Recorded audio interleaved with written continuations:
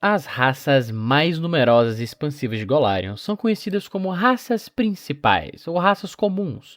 Humanos, anões, elfos, gnomos, halflings, meio-elfos, meio-orcs, atualmente goblins e até leshes. Embora, tecnicamente, não sejam tão comuns quanto muitas outras raças do mundo, também são considerados parte das raças principais devido aos seus laços estreitos com a humanidade. Em Golarion, a humanidade ainda é dividida em várias etnias distintas e únicas.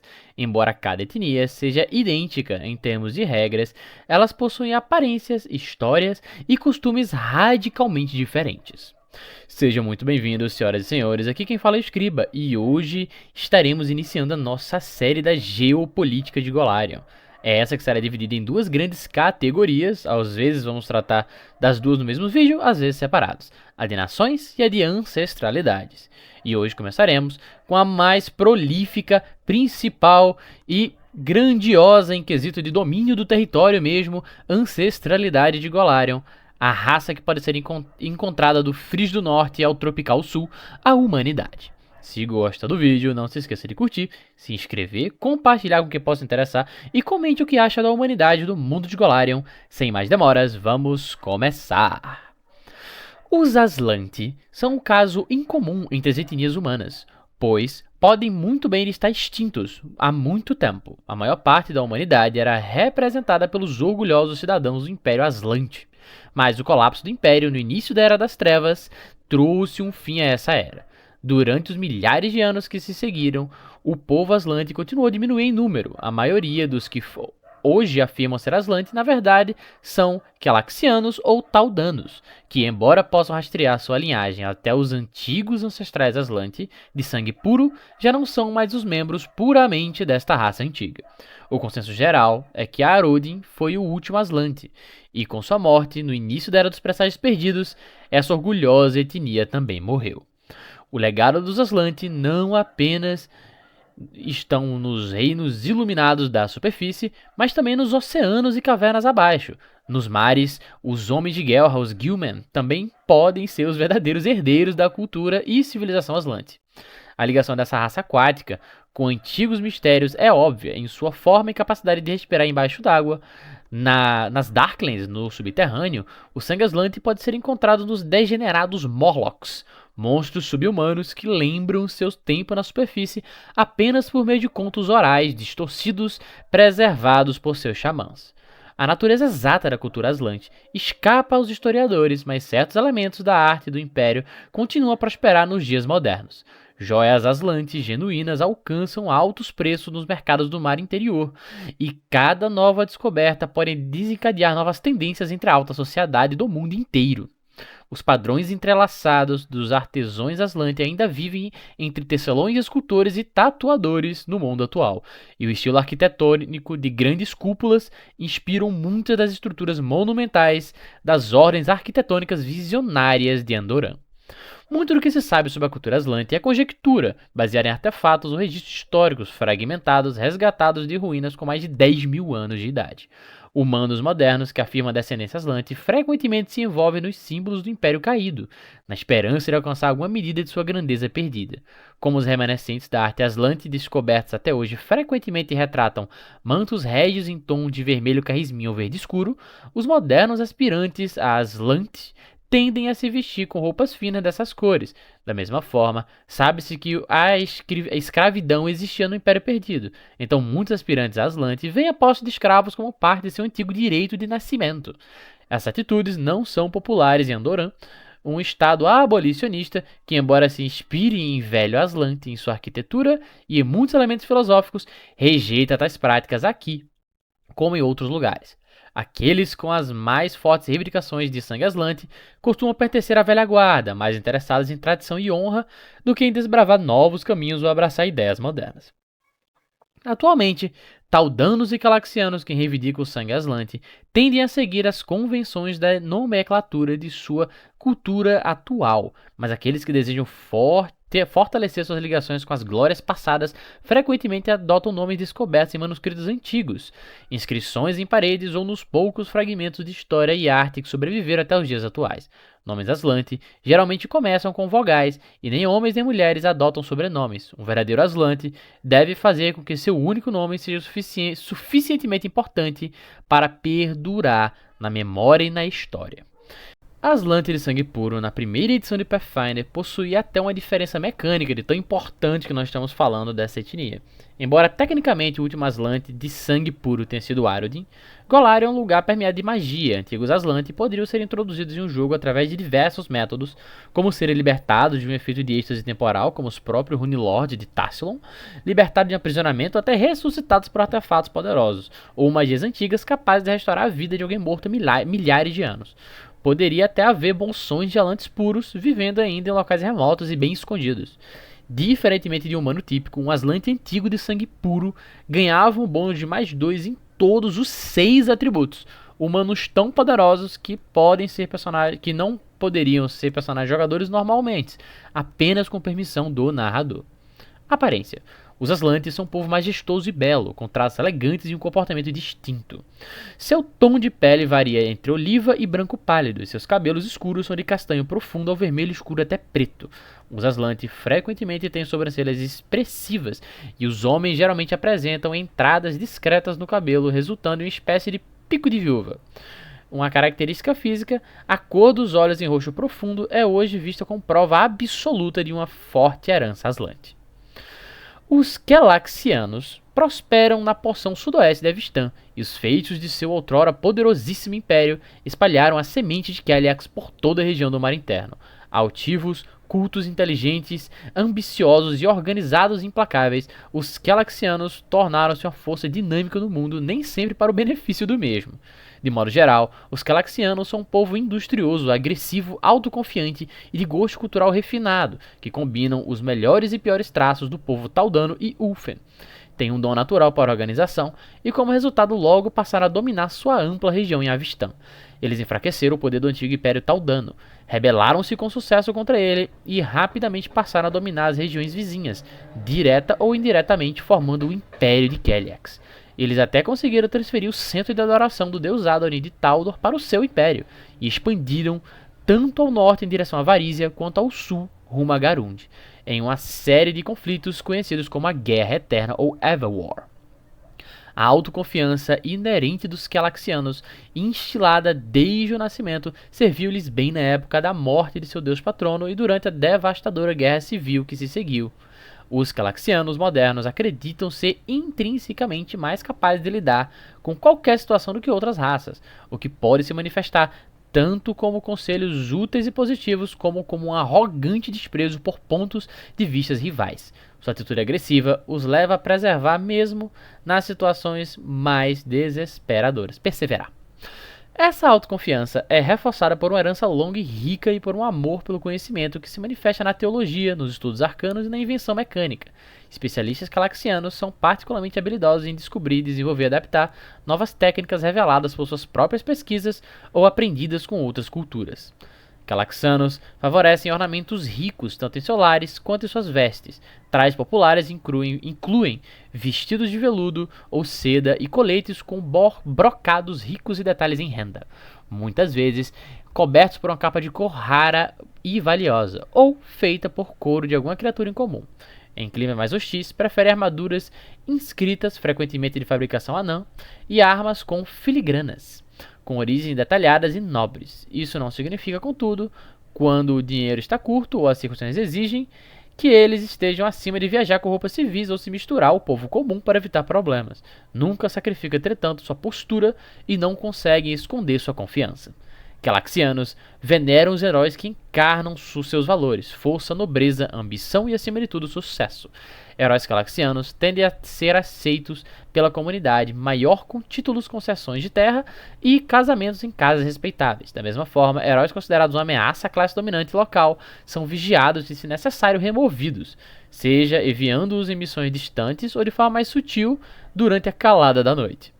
Como povo, os Quelaxianos levam juramentos, contratos e promessas muito a sério e acreditam em seguir as regras, sempre procurando por brechas para subvertê-las ao seu favor. Tendem a se organizar e trabalhar juntos em direção a um objetivo comum, seguindo a liderança de alguém estabelecido e reconhecido. Tal talento para a organização foi extremamente útil às legiões do Império e suas conquistas, embora o país não seja imune a rebeliões periódicas e agitações internas. Uma piada comum é que, enquanto os varisianos podem formar uma multidão enfurecida, os Calaxianos organizam uma fila bem ordenada e desaprovadora. Calaxianos têm um nome próprio e um sobrenome, a família e a linhagem. São muito importantes para eles, e aqueles com poder ou habilidade lendária podem ganhar também o epíteto como o sábio, o mão aberta, o mordedor de ratos e afins títulos. Os nomes calaxianos tendem a soar grandiosos e eruditos e são apenas por completo quando se referenciam oficialmente a um deles. Aparência. Os Calaxianos são descendentes de refugiados aslantes, cujo sangue se misturou com os comerciantes invasores Ulfen, de pele clara, vindos das regiões do norte. Como resultado, tendem, como o povo, a apresentar cabelos escuros, olhos escuros e pele pálida, mais clara do que a de seus primos taldanos, de tom mais moreno. Cabelos ruivos são frequentemente vistos como evidência de fortes laços com influências diabólicas, o que pode ser uma bênção ou maldição dependendo da afiliação real da pessoa. Os Calaxianos possuem traços marcantes, mandíbulas estreitas, narizes fortes e sobrancelhas finas e arqueadas. Comunidades Garundi podem ser encontradas por todas as nações civilizadas de Garundi, e até mesmo em muitas das não civilizadas. Essas pessoas normalmente se mostram vizinhos gentis e atenciosos, felizes em contribuir para construir uma comunidade mais forte que todos possam desfrutar. As interações complexas entre indivíduos e famílias dentro das comunidades Garundi não são bem compreendidas por forasteiros. Não há conhecimento certo quanto à origem do grande e nobre povo Garundi, embora estudiosos concordem que eles vieram originalmente das regiões meridionais de Garundi. Poucos concordam exatamente quando essa migração ocorreu ou o que a motivou. Embora de algumas semelhanças superficiais, não há evidência confiável de que os Garundi tenham qualquer ligação biológica com a cultura aslante do mar interno, embora haja muitas provas de que foram contemporâneos. O que é certo é que os Garundi estão entre as culturas humanas mais antigas da região do mar interno, e muitas ruínas verdadeiramente antigas da civilização Garundi perdidas antecedem a queda estelar Wefol. Os notáveis impérios antigos de Osirion, Shori, Jitska e a Liga Tecritanin trouxeram civilização ao norte de Garundi após o fim da Idade das Trevas. Esses reinos Garundi estiveram entre os primeiros a se erguer após o milênio de selvageria mundial e ajudaram a levar a civilização ao norte rumo à Avistão. Por outro lado, entre e às vezes durante as épocas de civilizações poderosas e vastos impérios, os Garundi se entregam à errância. As influências Garundi são sentidas por todo o continente, que compartilha seu nome étnico, e muitos estudiosos acreditam que os Muang descendem de andarilhos Garundi muito antigos. A cultura Garundi tende a se dividir em clãs relativamente pequenos, geralmente de 15 a 20 famílias que viajam juntas. Esses clãs formam a unidade básica da sociedade Garundi, ao contrário das culturas Taldor e Keliax, que são baseadas na família. No fundo, os Garundi são expansionistas. Um clã recém-fundado tende a viajar até encontrar uma área adequada para desenvolvimento, momento em que começa imediatamente a construir um assentamento permanente e estabelece uma comunidade estritamente hierárquica. Um clã Garundi não se considera bem-sucedido até que tenha um lugar específico no mapa que possa chamar de seu. Como às vezes isso leva anos ou até gerações para acontecer, o clã coleciona lembranças dos lugares por onde passou, registros físicos de uma jornada espiritual que muitas vezes se incorporam simbolicamente à sua arte e história. Qualquer clã Garundi que passa pelo território de outro clã é recebido como um hóspede de honra, mas não pode se estabelecer permanentemente. Após o mês completo, o clã visitante é obrigado a partir ou pagar um tributo pesado às famílias dominantes da comunidade existente. Se esse tributo for pago todos os meses por um ano completo, o clã pode se juntar à comunidade permanentemente, mas deve assumir um degrau mais baixo da hierarquia social. Independentemente do clima em que vivem, os Garundi vestem roupas coloridas que são tanto práticas quanto belas. Normalmente, tendem a incorporar partes do vestuário tradicional aos trajes que usam. Isso frequentemente significa que os homens usam faixas kilts, longas túnicas ou chapéus pontudos, enquanto as mulheres se cobrem com blusas esvoaçantes, mantos e chales.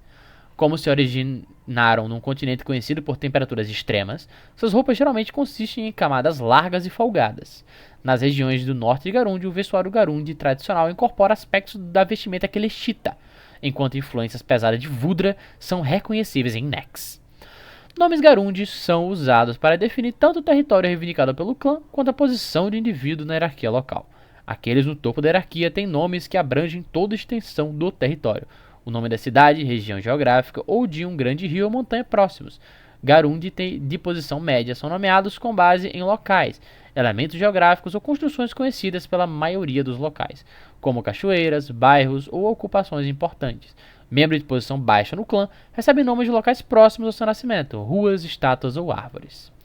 Aparência. Os Garundi típicos são geralmente altos, robustos, com maçãs do rosto salientes, ombros largos e pele escura. Seus cabelos escuros, mas frequentemente embranquecidos precocemente, costumam ser usados em longas tranças ou outros estilos elaborados, frequentemente adornados com joias finas. Os Keleshitas são um povo difícil. Seu tremendo senso de superioridade incomoda aqueles que têm o infortúnio de não terem nascido entre eles. E a existência do Império Keleshita no distante leste significa que seu sentimento de direito não se baseia apenas em pretensões ou glórias passadas. Seu império, conhecimento e habilidades são todos bastante reais. Ainda assim, também são cruéis escravistas, místicos entediados, guerreiros zelosos e amantes passionais. Uma raça forjada pelo calor e fogo do deserto, dizem que um Keleshita nunca vai te entediar. Como povo, eles valorizam a ousadia, a sagacidade e as táticas ardilosas acima da cautela, da força bruta e de empreendimentos comprovados, porém fora de moda. Podem ser bastante agressivos, rápidos para se irritar, mas também rápidos para perdoar. Os não Keleshitas nunca esquecem o veneno de seus insultos ou o calor de seus sorrisos. Keleshitas desafiam você a encontrar alguém mais interessante do que eles. Keleshitas são grandes apreciadores de luxos. Ao leste da região do Mar Interior, os grandes sultanatos de diamante do interior de Casmaron se estendem por vastas distâncias. Os Keleshitas governam quase todos eles. Esses sultanatos são lendários por sua decadência, e tais extravagâncias também são comuns em Kadira e Katapesh. Muitos Keleshitas afirmam que seu povo esteve entre os primeiros humanos a aprender a agricultura e outros aspectos da civilização, adquirindo esse conhecimento das raças de gênios, ou em alguns casos, como resultado de pactos com poderosos dragões azuis.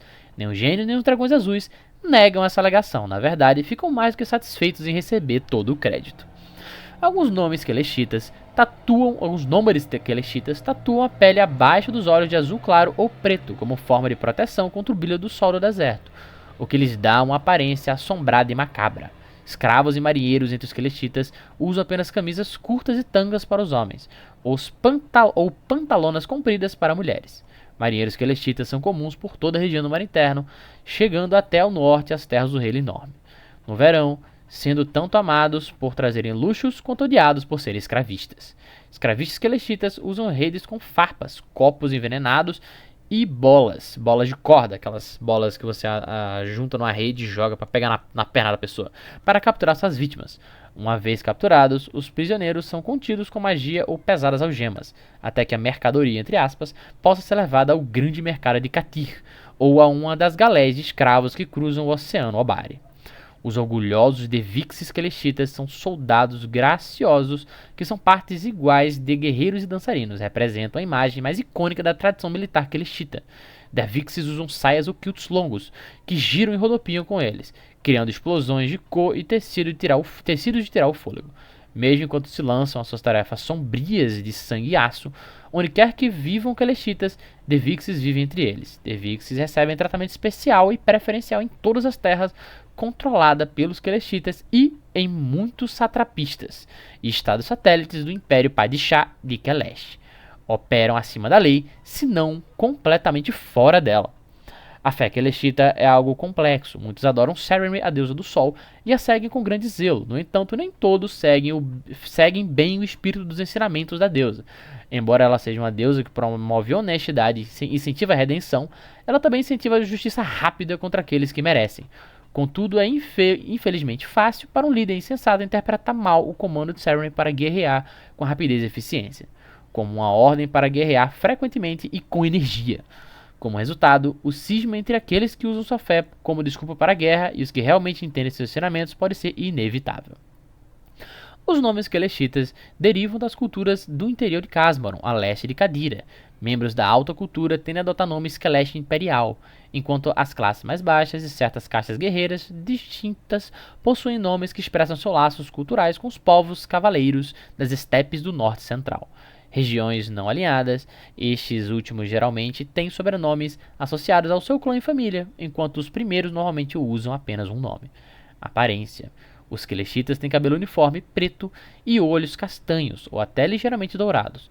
Os homens tendem a deixar crescer barbas longas. Suas vestimentas variam desde sedas finas e translúcidas até roupas práticas de linho e algodão, com cobertura para a cabeça, véus e turbantes comuns para proteger o cabelo e os olhos do sol e da areia. Decorações em ouro e prata são populares não apenas entre as mulheres keleshitas, mas também entre os homens que revelam suas armas e decoram seus turbantes com exibições ostentórias de riqueza. Vestidos com peles de animais e portando fetiches de pena e ossos, os Kelids vagam pelas montanhas e tundras frias e cruéis do norte de Avistã, das montanhas Tusk a oeste até as planícies de Numéria a leste. Embora claramente de descendência comum, os Kelids em diferentes nações possuem culturas significativamente diferentes, com costumes, religiões e moralidades variadas. Ainda assim, eles compartilham uma predileção por violência e uma desconfiança bem fundamentada da magia. Mais do que qualquer outra etnia, os Kelids são um povo moldado por ameaças. As duras e frias planícies dos senhores Mamutes e Numéria forçam as tribos Kelids a ficarem em movimento, a viver de forma esbelta e eficiente, ameaçados por enormes bestas, trolls, fadas malignas, monstruosidades mecânicas, orcs, demônios, dragões e mais. Os Kelids aprenderam a lutar constantemente, se não contra monstros, então uns contra os outros. Diante da magia do gelo das bruxas do inverno de Irisen a oeste, os selvagens orcs de Belkzen ao sul e mais recentemente a desastrosa ferida do mundo a leste, os Kelids tendem a desconfiar de estrangeiros. Mesmo aqueles que abandonam suas terras supersticiosas para o sul civilizado, e há mais de alguns migrantes assim, tendem a ter pouco respeito por questões arcanas e raças selvagens. Ainda assim, os Kelids tendem a ter pouco respeito... Ainda assim, os Kelids permanecem comuns em toda a Avistã, especialmente nas bordas do norte de Keliax e suas antigas possessões a leste. A maioria dos Kelids fala Halit e tem pouco tempo para as línguas escritas sofisticadas dos povos mais fracos. As tribos constituem a principal unidade cooperativa dos Kelids, embora frequentemente entrem em conflito entre direitos de caça, terrenos de acampamento ou qualquer outra coisa sobre a qual possa discordar. Enquanto a maioria das disputas e confrontos são resolvidos ao longo de alguns anos, algumas tribos são inimigas ancestrais e continuam a se enfrentar e guerrear por razões que nenhuma nem outra consegue mesmo lembrar.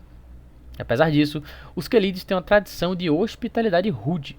Embora matassem um guerreiro armado sem pensar se ele os ameaçasse ou não, ou os assustasse, aquele mesmo guerreiro, meio congelado à beira da morte, seria acolhido e cuidado.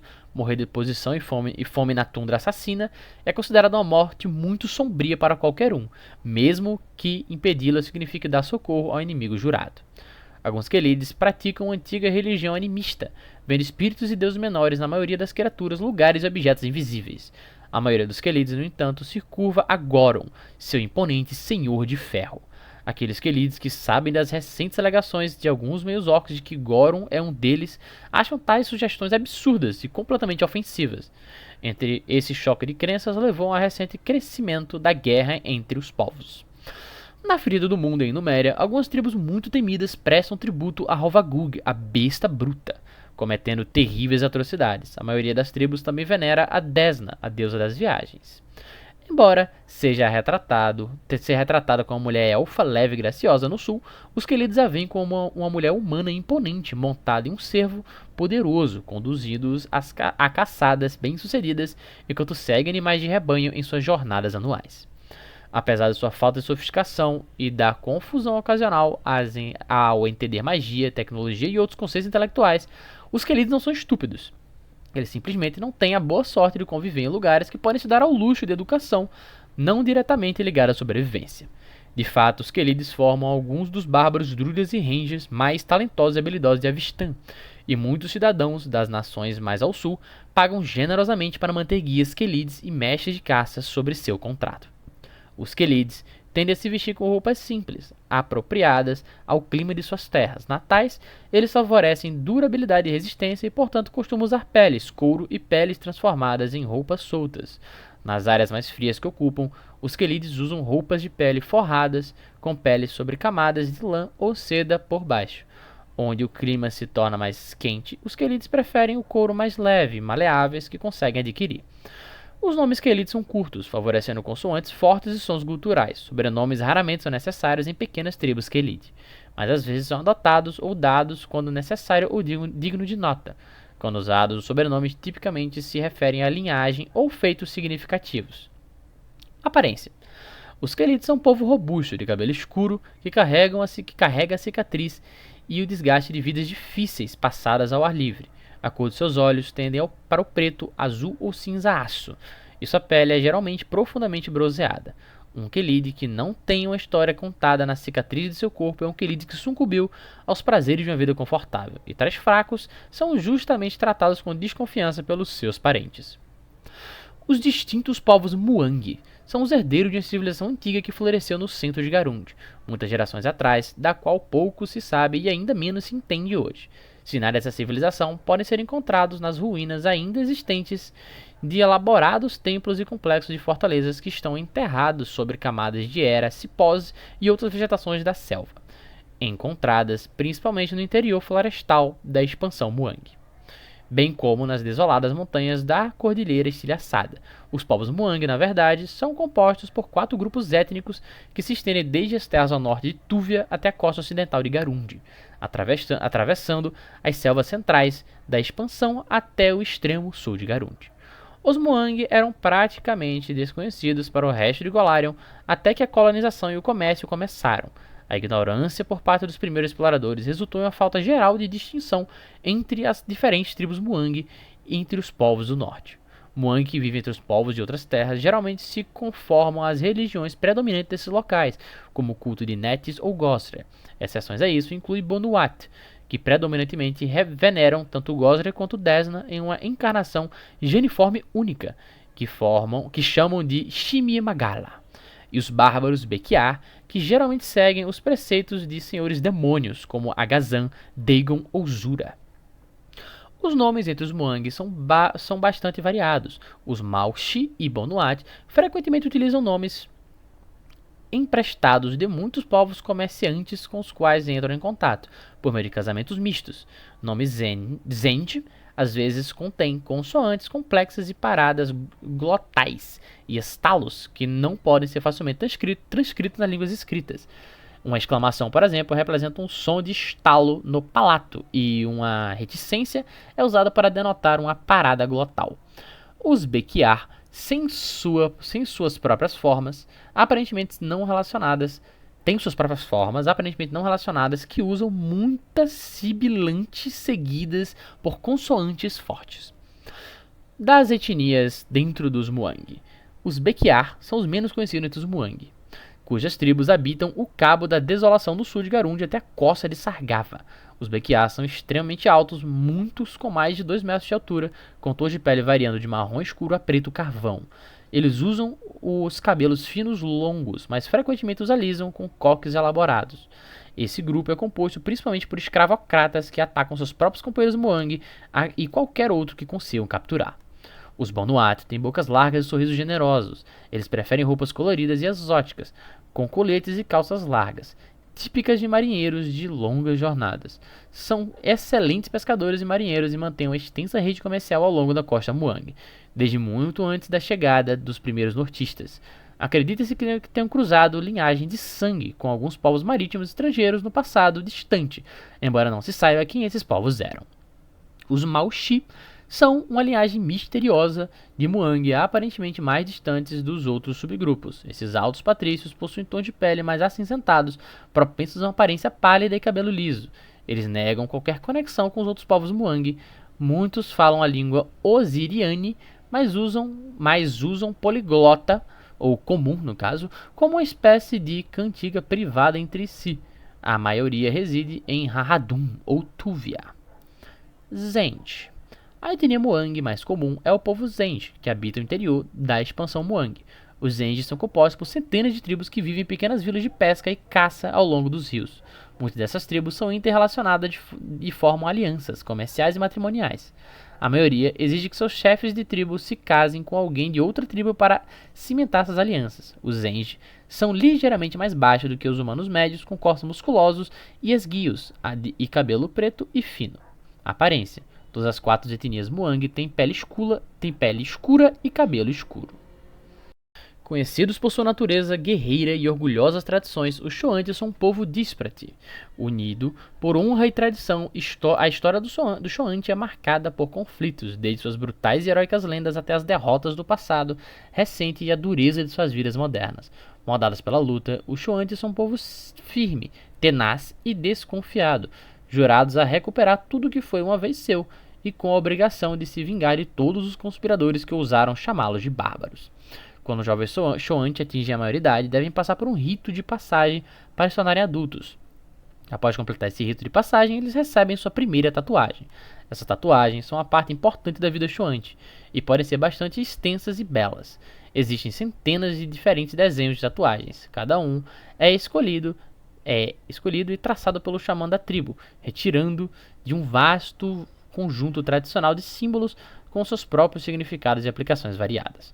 Os Shoanti recebem um nome de nascimento quando nascem, mas uma vez que se tornam adultos, também recebem um nome completo. É geralmente por esse honorífico, que é sempre uma frase curta, que eles são chamados na vida cotidiana. Esses nomes completos podem mudar várias vezes durante a vida de um Shoanti. Nomes de nascimento são geralmente usados apenas por familiares próximos ou amantes.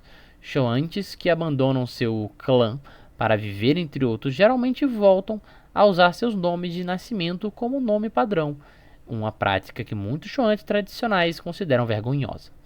Os Shoanti não são o único povo, mas sim muitos Kars, ou clãs, unidos pela herança, tradição e estilo de vida. Esses diversos Kars geralmente respeitam uns aos outros e suas terras, tornando as discordâncias sobre recursos, território e política amplamente consideradas desagradáveis e duplicidade rara. Quando os conflitos surgem, pequenas escaramuças e batalhas individuais entre os campeões dos Quas rapidamente determinam a quem os espíritos favorecem. Os 7 Kas atualmente são resumidos abaixo. Lirune Kar, ou Clã da Lua, são especialistas em arco e flecha e caçadores. Esses Shoanti caçam ao anoitecer e viajam à luz da lua. Eles habitam as Cinderlands de Varizia, ou as Terras Cinzentas de Varizia, e reverenciam criaturas que caçam à luz da lua, como morcegos e corujas. Shadekar, ou Clã do Machado, são especialistas em mergulho e pesca e preferem habitar as regiões costeiras ao longo do norte de Varizia e as terras do sul dos reis Linorm. Esses reverenciam criaturas que dependem do mar para seu sustento, como peixes ou aves marinhas. Shirikrikar, ou Clã do Falcão. Esse clã, mais do que qualquer outro, considera os animais mais sagrados e místicos. Poucos rivalizam com sua habilidade como treinadores de animais. Reverenciam todos os animais, mas favorecem particularmente o falcão. Eles viajam longas distâncias, mas geralmente podem ser encontrados ao norte central de Varizia. Shundarkar, ou Clã da Espiral. Os Shundarkar se veem como diplomatas e contadores de histórias. É, em grande parte, graças ao seu esforço que os 7 Kars desfrutam de paz que têm entre si. Membros do Clã da Espiral reverenciam os antigos monólitos tassilonianos, que podem ser encontrados ao longo de seus territórios preferidos no platô Storval ou no oeste de Belkzen. Sklarquar, ou Clã do Sol. Os mais guerreiros dos Quas, o Clã do Sol são os mais intolerantes com os forasteiros e os mais propensos a travar guerras com os não Shoanti. Esses maiores guerreiros são cavaleiros do fogo, elite de cavalaria montada que se destacam no uso de fogo para vencer batalhas. Eles habitam as planícies cinzentas, as Cinderlands, no sul e reverenciam o cavalo acima de todos os outros animais. Skoanqua, ou Clã do Crânio, são os mais sinistros dos clãs, pois associam-se aos mortos e guardam muitos campos de sepultamento Shoanti nas Cinderlands orientais e nas montanhas Mindspin. Eles veneram os espíritos animais e favorecem aqueles associados à morte, como abutres e besouros. Por fim, o Tamir Kar, ou Clã do Vento, é talvez o mais isolado dos Kars, saindo das montanhas do noroeste de Varizia e das terras do sul dos reis Linorm, apenas para atacar os moradores de planícies em busca de recursos valiosos. Eles veneram animais voadores acima de todos os outros. Aparência. Os Xamante possuem uma variedade ampla de tons de pele, desde um bronzeado profundo até marrom escuro, embora a maioria tenha uma tez avermelhada. O cabelo é considerado uma fraqueza perigosa no combate corpo a corpo, então tanto os homens quanto as mulheres geralmente raspam a cabeça, exceto xamãs e idosos. Os povos Taudanos são conhecidos em todo o mundo por serem estudiosos, artesãos e praticantes de habilidades marciais exóticas de grande competência. Eles também são conhecidos por talvez serem a cultura mais arrogante, vaidosa e desdenhosa da história. Ambas as reputações são bem merecidas. Às margens do mar interno fica o reino de Taldor, o mais antigo das nações sobreviventes de Avistã na região. Desde seus humildes começos como posto de comércio, onde os Aslanti, fugindo da devastação de sua terra natal, podiam trocar mercadorias com os Celexitas, que viviam na fronteira dos antigos impérios desérticos, Taldor cresceu até se tornar uma potência mundial por direito próprio. Em um dado momento, o Império de Taldor se estendia por grande parte do sul de Avistã, ao norte até os reinos fluviais, e ao oeste por grande parte da moderna Keliax. No entanto, hoje o reino de Taldor é uma mera fração de seu tamanho original. Apesar da perda de seu império, os Taudanos mantêm uma arrogância e um espírito distante, mais condizentes com o povo no auge de seu poder e influência. Mercadores ricos e membros da realeza e proprietários de terras por todo o mar interno fazem o possível para cultivar o estilo Uá e a sofisticação de Taldor.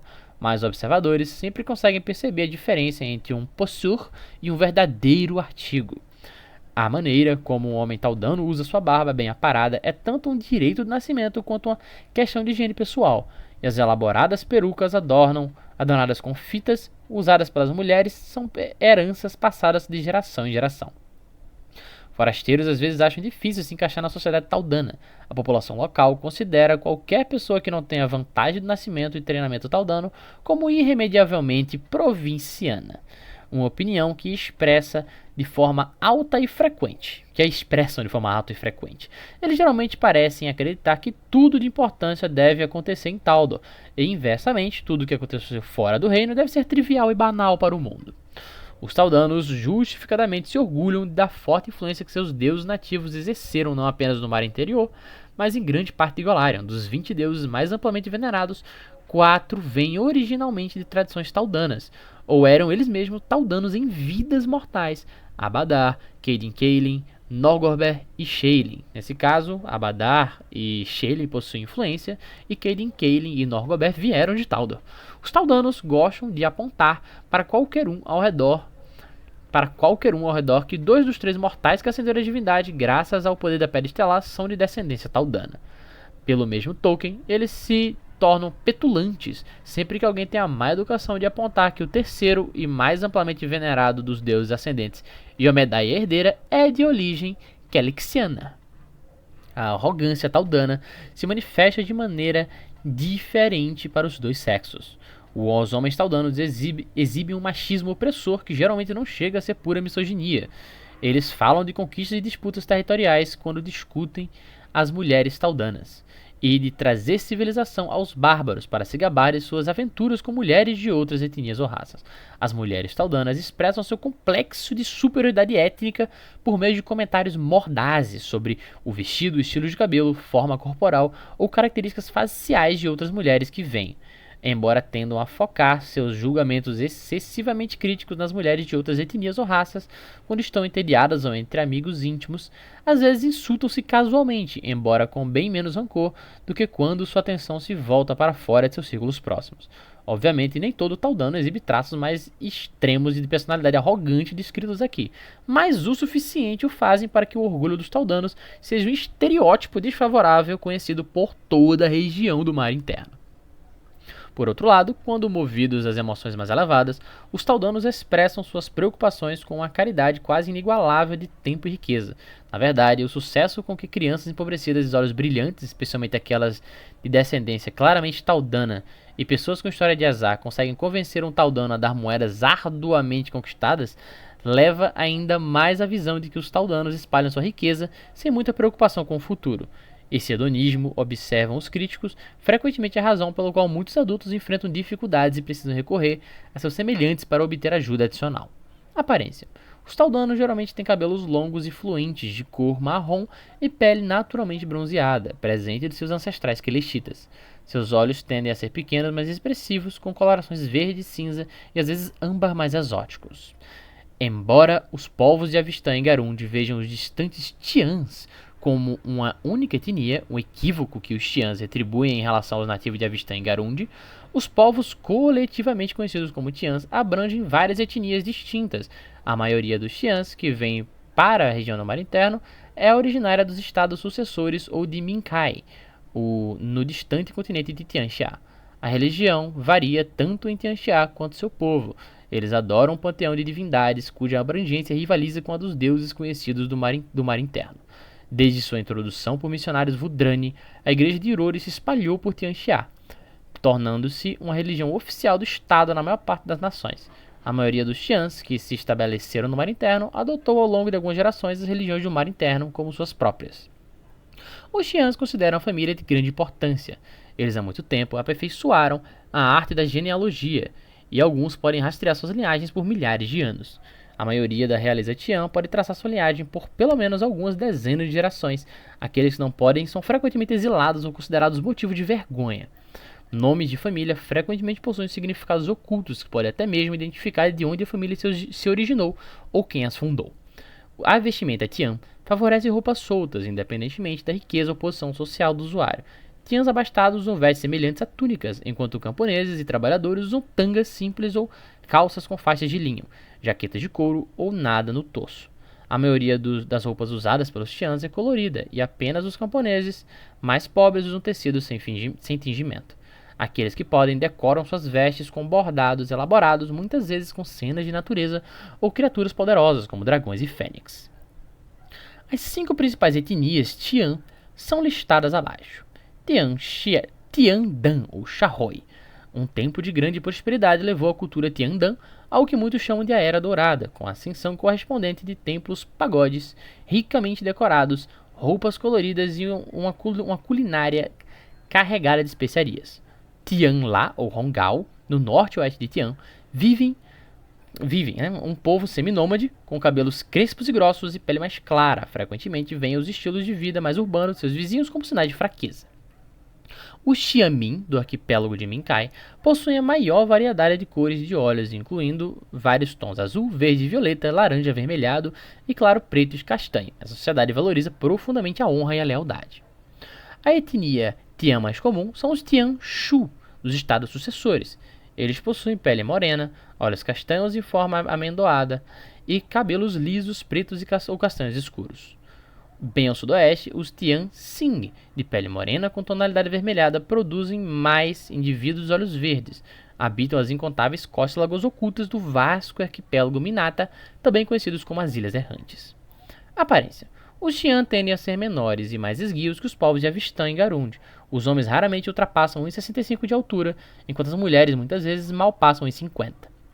Mesmo entre os geralmente magros de corpos estreitos, Tiãs, os Tiandan e os Tianxin frequentemente parecem particularmente magros, mesmo quando bem alimentados. Em contraste, os Tianla, do noroeste, geralmente possuem rostos arredondados como luas e corpos baixos e musculosos. Os Tianshu e Tianmin, como ocorre na maioria das comparações entre os extremos do Tian, representam um ponto de equilíbrio. Embora a maioria dos Tians tenha cabelo escuro, ocasionalmente nascem crianças com cabelo branco neve ou prateados, o que é considerado um presságio de grandeza. Tais crianças frequentemente tornam-se líderes influentes ou poetas do mais alto calibre, e as famílias nas quais nascem recebem grande honra e frequentemente um aumento em posição social e riqueza. Os dias de pilhagem fácil vindos do sul estão em grande parte no passado, já que os saqueadores Ulfen não conseguem mais passar pelo arco de Arodin para o mar interior, sem serem interceptados. Ao mesmo tempo, os Ulfen são cada vez mais contratados como marinheiros, fuzileiros e guarda-costas por toda a Vistã, talvez porque combinem excelentes habilidades náuticas, impiedade e uma aparência exótica. Homens e mulheres Ulfen dão grande importância para a aparência pessoal, valorizando seu cabelo esvoaçante, tranças apertadas e peles bem cuidadas de arminho, vison e raposa. Usam colares de âmbar, chifres entalhados de narval e marfim de mamute, assim como bronze e prata trabalhados em estilo traçado.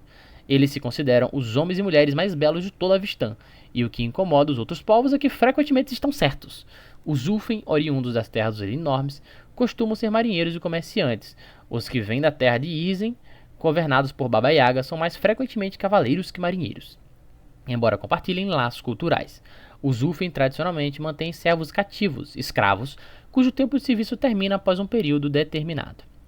Crianças nascidas desses servos são sempre livres, e os servos podem apresentar queixa contra um mestre cruel ou injusto, o que envergonha o mestre, é claro, mas também pode provocar sua fúria. Esses servos foram capturados em batalha ou condenados ao serviço por Tindmar, um tribunal Ufen formado pelos pares da vítima, supervisionado por um Jarl ou chefe ancião. Mesmo chefes ou Jarls podem ser condenados a serviço caso quebrem o juramento, matem uma criança ou traiam seus companheiros de guerra.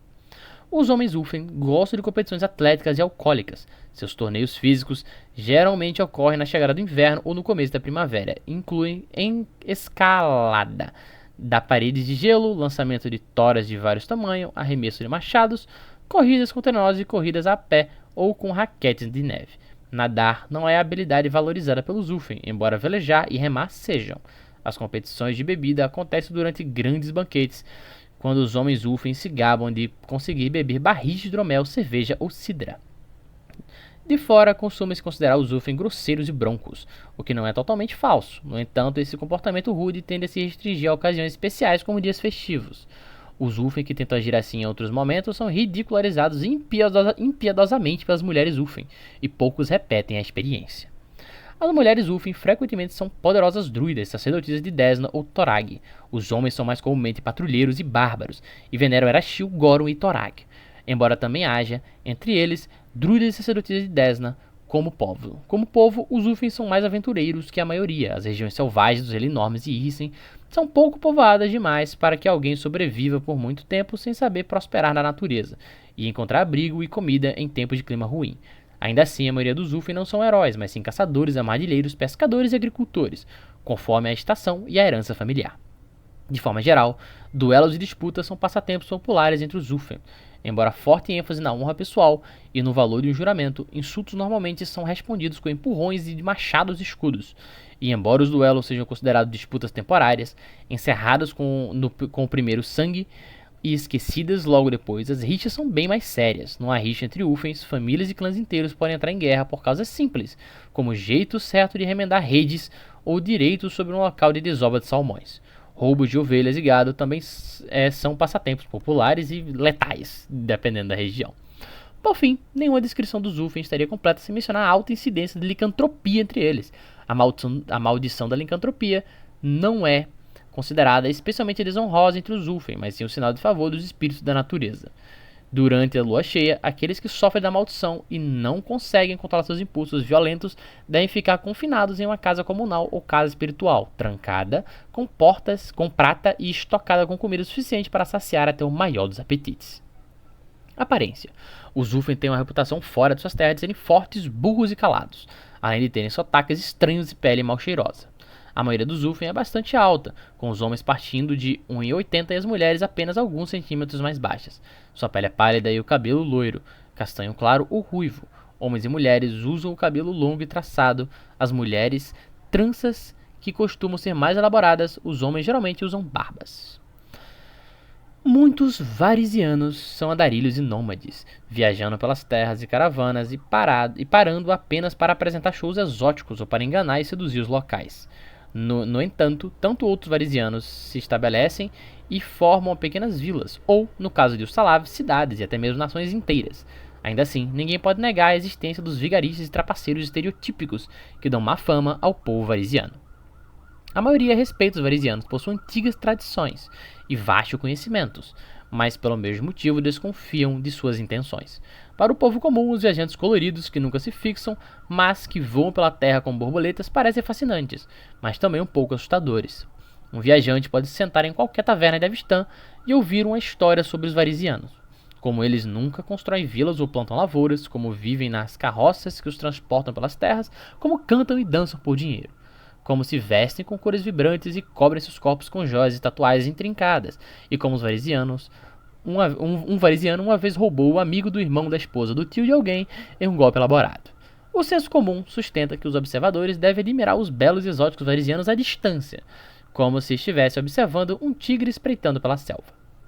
Histórias de traição e engano varisianos geralmente vêm de interações com os Czarni, família organizada de criminosos varisianos dedicados ao furto e a golpes de confiança.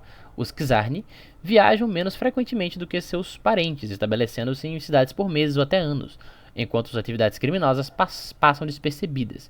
Os Czarni continuam a explorar suas vítimas até que seus bolsos estejam cheios ou seus vizinhos fiquem desconfiados. Os varisianos consideram o mundo inteiro como seu lar. Mesmo quando estão assentados, eles preferem lenços de todos os tamanhos e cores, mas alguns possuem significado especial. O mais notável é o lenço da família, ou capênia. As crianças recebem suas capênias ao atingirem a maturidade. Possuir um é sinal de que se tornou adulto. Esses longos e pesados lenços apresentam bordados elegantes e complicados, incompreensíveis para a maioria dos forasteiros. Para os varisianos, porém, os lenços mostram sua árvore genealógica. Ao seguir os laços espirais de um lenço, um varisiano pode traçar a história de uma pessoa por meio de sua mãe e pai, seus irmãos, avós e bisavós, até onde o conhecimento familiar alcançar. Os varisianos acreditam que determinadas cores carregam poderes específicos e escolhem suas roupas para atrair o tipo certo de energia. Rosa, amor, bondade e coragem. Vermelho, luxúria, longevidade e força interior. Laranja, felicidade e engenhosidade. Aventureiros frequentemente usam toques de laranja em suas viagens, inclusive. Verde, sabedoria e autocontrole. Turquesa, força física e comunicação não verbal. É comum entre trajes de dança. Azul, saúde, juventude e beleza. Violeta, intuição e inspiração divina. A maioria dos adivinhos e videntes usando lenços violetas. Os varisianos amam joias e preferem pedras preciosas a moedas. A maioria acredita pragmaticamente que a riqueza é mais fácil de ser roubada quando usada no corpo do que quando é mais difícil de ser roubada quando usada no corpo do que quando escondida. Enquanto os Shoanti usam tatuagens como marcas de honra e conquistas, para varisianos uma tatuagem é uma obra de arte, frequentemente usada para ressaltar a beleza existente. Essas tatuagens geralmente incorporam várias cores com significados importantes para quem a carrega, e todo o sistema mágico gira em torno de certas tatuagens místicas. Essa alegria e obsessão por tatuagens se origina do aparecimento periódico das tatuagens de nascimento, em recém-nascidos varisianos, marcas de nascença que podem ser extremamente elaboradas e coloridas. Algumas representam objetos físicos, como uma espada ou um unicórnio, enquanto outras contêm frases e algumas línguas rúnicas distintas, ou delineiam um mapa. As tatuagens podem aparecer como marcas pequenas e borradas durante a infância, mas crescem com a criança até atingirem um tamanho claro e detalhado na vida adulta. Aparência. Os varisianos possuem pele morena e olhos grandes e expressivos, frequentemente de cores incomuns como violeta ou dourado. A cor do cabelo varia amplamente, indo do platinado ao loiro, vermelho intenso, castanho e preto. Pouquíssimas cores de cabelo são consideradas incomuns entre os varisianos. Eles tendem a ser um povo esguio e de membros longos, e o homem geralmente tem dificuldade em crescer a barba, o que torna as barbas ralas ou irregulares e os bigodes finos dos brutamontes Czarni um visual bastante conhecido. Os Vudrani buscam a iluminação e o aprimoramento pessoal, mas raramente tentam ultrapassar sua posição social. Sua cultura é profundamente enraizada em tradições antigas, que definem papéis sociais, e muitos são considerados não é considerado apropriado agir acima ou abaixo do que o destino de seu nascimento determina. Essa mentalidade acompanha os Vudrani, mesmo quando eles viajam milhares de quilômetros para o oeste, rumo a Jalmerai e ao mar interno. Somente após várias gerações de convivência com os Avistanes e Garundes é que começam a relaxar essas crenças. Os Vudrani vêm da longínqua Vudra, um imensurável e poderoso império formado por várias nações conhecidas coletivamente como os Reinos Impossíveis. A prosperidade e a estabilidade desses reinos sustentam a grande população. No entanto, apesar de sua riqueza, os Vudrani não se contentam com a ociosidade. A exploração, seja por comércio, conquista ou por pura curiosidade, levou os Vudrani a praticamente todos os continentes do mundo. Comerciantes são conhecidos como parceiros de negócios confiáveis e justos, além de fornecedores de mercadorias exóticas. A cultura Vudrani permanece estável graças à forte crença no papel do nascimento, crença essa derivada por textos religiosos que definem a existência humana com uma série de castas. Segundo os Vudrani, a casta de uma pessoa depende das ações de suas vidas passadas. Alguém de uma casta baixa apenas recentemente conquistou o direito de nascer como humano, enquanto os das castas mais elevadas são celebrados como exemplo de boas ações e múltiplas vidas podem alcançar para uma alma. O objetivo final de todo esse ciclo de renascimento é servir os deuses no grande além. O povo Vudrani é altamente religioso e em sua terra natal venera uma miríade de milhares de deuses. Vudrani, que migram para a região do mar interno, adotam com facilidade o panteão local e, embora um de seus deuses, Irori, tenha conquistado espaço em Avistan e Garund, os próprios Vudrani parecem contentes em manter suas tradições politeístas, sem sentir a necessidade de proselitismo. Diversos textos religiosos auxiliam os Vudrani na compreensão de sua fé complexa. Entre as coleções de sabedoria destacam-se as Veda Pujila, junto a ele o Misravta Brahmodia, narra a história do mundo contada pelo sábio Balasastrin, por um avatar da deusa Lika, a narradora.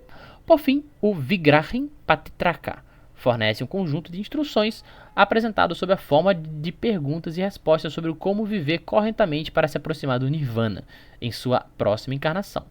Sempre que possível, os Vudrani vestem roupas luxuosas de tecidos finíssimos, preferindo vestes soltas adequadas ao clima quente de sua terra natal. Muitas dessas roupas elegantes chegam a Vudra por meio de comércio com Tianxia, embora as produzidas nos próprios reinos impossíveis sejam importadas para Catapesh e Absalom. É comum o uso de joias de ouro nas orelhas, nariz e sobrancelhas. A cultura Vudrani valoriza intensamente movimentos belos e deliberados e a habilidade de contar histórias. Dançarinas graciosas e veladas atraem os olhares dos homens Vudrani com facilidade, assim como contadores de história de voz aveludada encantam o coração das mulheres. Mesmo fora do flerte, os Vudrani apreciam movimentos precisos e discurso eloquente. Como extensão do amor Vudrani por movimentos belos, o estudo das artes marciais, frequentemente dito como criado em Tianxia, mais aperfeiçoado em Vudra, ganha popularidade a cada ano. Os artistas marciais Vudrani são tão habilidosos que ocasionalmente até mestres de Tianxia cruzam os mares traiçoeiros que separam suas terras para estudar os movimentos preciosos dos Vudrani. Embora não sejam conhecidos por inovação ou por criar novos estilos no leste do mundo, sua maestria rigorosa nas escolas existentes lhes garantem grande prestígio. Aparência. Os Vudrani têm pele morena, cabelos e olhos escuros. Homens frequentemente usam barbas longas e extravagantes, enquanto as mulheres apreciam joias. Ambos os gêneros são bastante receptivos aos piercings e ao uso de maquiagens coloridas para acentuar a beleza. Os humanos, por fim, são um povo diverso e adaptável, com grande potencial e profundas ambições. Tão imprevisíveis e variados quanto qualquer outro povo de Golarion, os humanos possuem uma impulsão excepcional e a capacidade de resistir e se expandir. Embora muitas civilizações tenham prosperado antes da ascensão da humanidade, os humanos construíram uma das maiores, e também uma das mais terríveis, sociedades ao longo da história, e hoje são o povo mais populoso e mais dominante de todas as regiões ao redor do mar interno. A ambição, versatilidade e potencial extraordinário da humanidade os levaram ao status de principal ancestralidade do mundo. Seus impérios e nações são vastos e espalhados, e seus cidadãos gravam seus nomes na história com a força de seus braços armados e o poder de suas magias. A humanidade é diversa e tumultuada, variando de nômades a imperiais, de sórdidos a santos. Muitos partem em jornadas para explorar, mapear a vastidão do multiverso, buscar tesouros há muito perdidos ou liderar exércitos poderosos para conquistar seus vizinhos. Sem outro motivo, além de porque podem. De qualquer forma, este foi o Escriba. E se você ainda está comigo, agradeço imensamente a sua atenção por ter ficado até aqui nesse primeiro vídeo desta série. Não se esqueça de curtir, se inscrever e compartilhar o vídeo para quem possa interessar. E comente o que acha da humanidade no mundo de Golarion. Os próximos vídeos eu começaria a tratar dos primeiros impérios. Provavelmente iria começar mencionando os Algolto, que na prática foram as primeiras entidades em Golarion, e seguirei para os impérios dos Homens Serpentes, dos Ciclopes e Aslant. E assim nós continuaremos, provavelmente em ordem cronológica, que eu gosto de trabalhar assim. De qualquer forma, até a próxima.